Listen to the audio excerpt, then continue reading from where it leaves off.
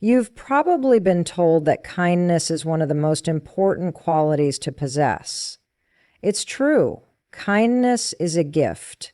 It creates warmth, builds bridges, and fosters community.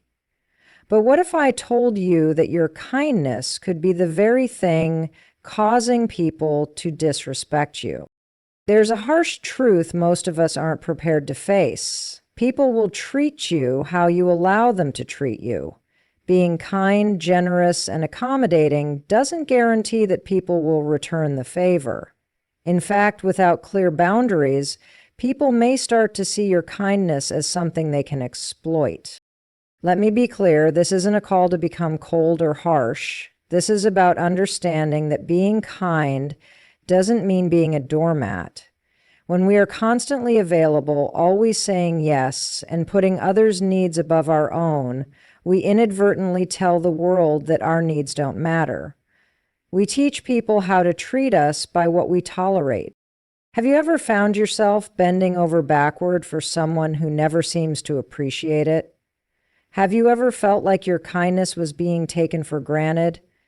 Here's the thing. There's a fine line between being kind and being a people pleaser.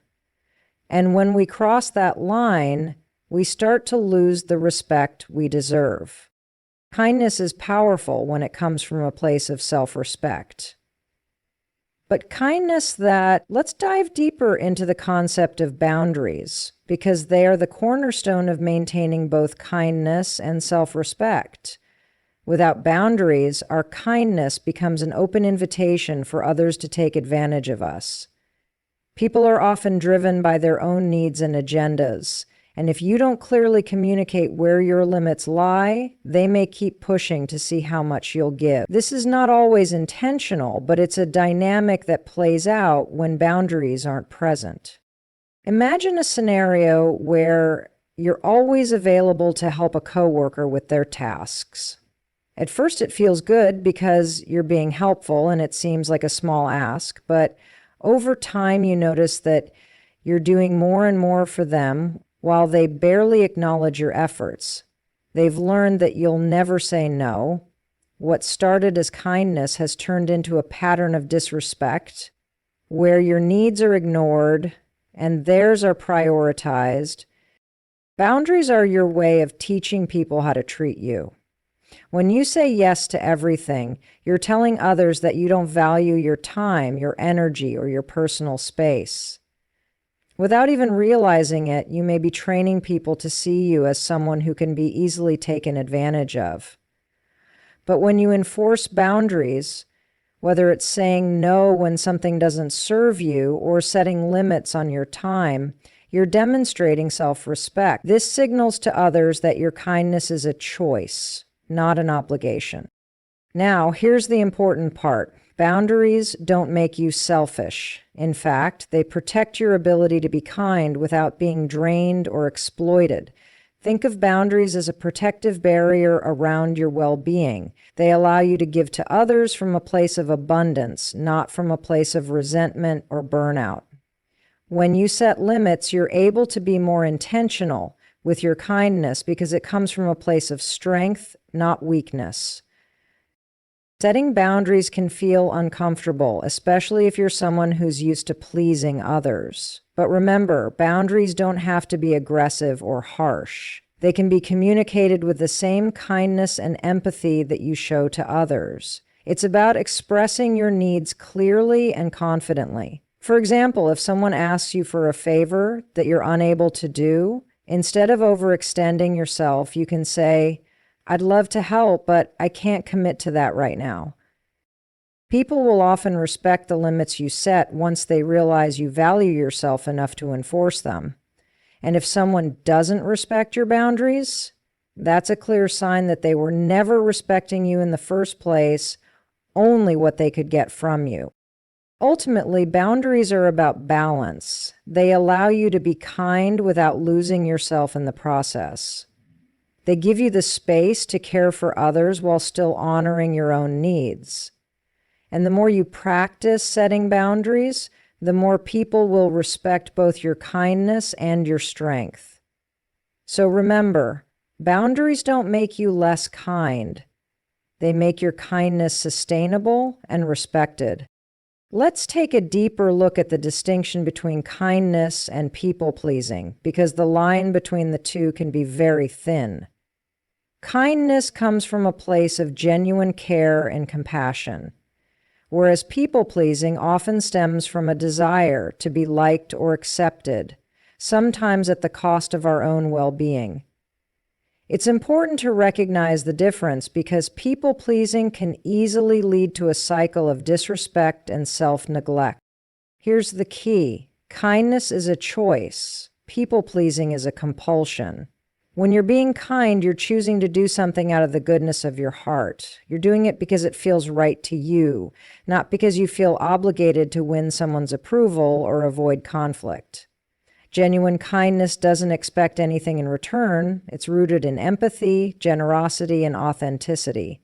In contrast, people-pleasing is driven by fear, the fear of being disliked, criticized, or abandoned. It's a way of trying to control how others see you, which can lead to resentment, exhaustion, and a loss of self-respect. Imagine you have a friend who asks you for a favor, like driving them to the airport. If you're being kind, you might agree because you genuinely want to help and you feel good about doing so. You're not worried about whether they'll like you more for it, and you're doing it because it aligns with your values of being supportive.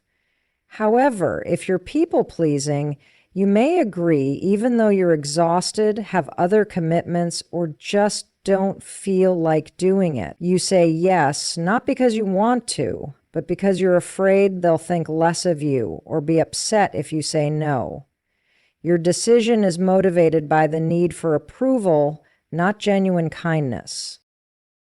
Respect is earned, not demanded. Self-respect isn't something you can demand from others. It's something you earn by the way you live and carry yourself. When you respect yourself, you naturally attract respect from others because they can see that you hold yourself to a higher standard. You're not constantly seeking validation or approval because you already know your value. Self-respect sets the tone for healthy relationships. Whether it's friendships, family, or romantic relationships, self-respect forms the foundation for healthy, balanced connections. When you respect yourself, you won't tolerate toxic behaviors or manipulative tactics from others. You won't settle for one-sided relationships where your kindness is taken for granted. Instead, you'll attract relationships where mutual respect and consideration are the norms. It's about accountability. Self-respect means holding yourself accountable too. It's about recognizing when you're allowing others to overstep your boundaries and taking action to correct it. It's about knowing when to say no, when to walk away from situations that don't serve you, and when to stand up for yourself, even if it feels uncomfortable. People with self-respect are not afraid to set firm boundaries because they understand that protecting their own well-being is a priority. Confidence and self-worth, self-respect also fosters confidence. When you respect yourself, you trust your own judgment and believe in your ability to make decisions that are in your best interest. This confidence radiates outward and encourages others to view you as someone who is strong, capable, and worthy of respect. People are less likely to challenge your boundaries or undermine you when they see that you hold yourself in high regard. Set boundaries. Learn to say no without feeling guilty. Protect your time, energy, and emotional well-being by setting boundaries and sticking to them. Prioritize yourself. Self-respect means putting your needs first when necessary. Make time for self-care, personal growth, and reflection. Hold yourself accountable. Take responsibility for your actions and decisions. If you find yourself in situations where you're being disrespected, ask yourself why and take steps to change it. Let go of people-pleasing. Stop seeking validation from others. Your self-worth isn't determined by how many people you please or how much you give. Walk away from disrespect. Know when to remove yourself from situations or relationships that undermine your value. Staying in these situations only reinforces disrespect. At its core, self-respect is about believing you are worthy of kindness, care, and consideration, both from yourself and from others. When you lead with self-respect, you naturally command the respect of those around you. It's not about arrogance or being unkind. It's about knowing your value and refusing to accept anything less than what you deserve. One of the most powerful ways to ensure that people respect you is to demand it, not through words, but through your actions. While verbal communication is important, it's the consistent behaviors and choices you make that teach others how to treat you. You can't simply ask for respect. You need to show that you expect it by the way you conduct yourself. The concept of demanding respect through actions is about living in alignment with your values, setting clear boundaries, and holding firm to your principles. Here's how this works in practice. It's easy to talk about boundaries, but the real test is in how well you enforce them. When you clearly define your limits, whether it's regarding your time, energy, or emotional space, you demonstrate to others that you respect yourself enough to say no when necessary. But here's the key. It's not just about setting boundaries. It's about following through when those boundaries are tested. For example, if someone repeatedly oversteps your boundaries, whether by asking for too much or behaving disrespectfully, how you respond is crucial. If you tolerate the behavior, it signals that you're willing to accept it. But if you stand firm, politely but assertively, and refuse to engage in behaviors that disrespect you, you're showing others that you won't allow mistreatment. Respect is earned when people realize you mean what you say and that your boundaries are not negotiable. Consistency in your actions builds credibility and trust, both of which are necessary for respect. If you make promises or commitments, follow through on them. People will respect you when they know that your word is dependable and that you're someone who takes responsibility seriously. On the other hand, if you frequently break promises or fail to live up to your commitments, people will begin to view you as unreliable, and their respect for you will diminish. Being consistent also applies to how you uphold your own standards. If you expect others to respect your time, you must also respect theirs. If you value honesty and transparency, you should embody those traits yourself. When people see that you're consistent in your actions and values, they'll respect you as someone who stands for what they believe in. One of the most direct ways to demand respect through actions is by refusing to tolerate disrespect. This doesn't mean getting into confrontations or being overly aggressive. It's about calmly but firmly addressing behavior that crosses the line. If someone speaks to you in a way that is belittling or condescending, for instance, you can respond assertively by saying, "I don't appreciate being spoken to that way. I expect to be treated with the same respect I offer you." By addressing disrespect immediately and not brushing it off, you teach people that there are consequences for treating you poorly. Over time, they'll learn that you won't tolerate being mistreated, and they'll begin to modify their behavior accordingly. Sometimes, the most powerful action you can take to demand respect is to walk away. This could mean ending a conversation, leaving a toxic environment, or even cutting ties with people who consistently disrespect you. When you remove yourself from situations where your dignity is being compromised, you send a strong message.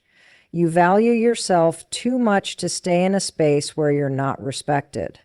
There's a common misconception that kindness is a sign of weakness. People often assume that being kind means being overly accommodating, passive, or easily manipulated.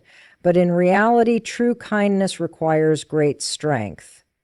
It is not about being a pushover or letting others take advantage of you. Kindness, when paired with strength and self-respect, is a powerful force that can transform relationships and command respect.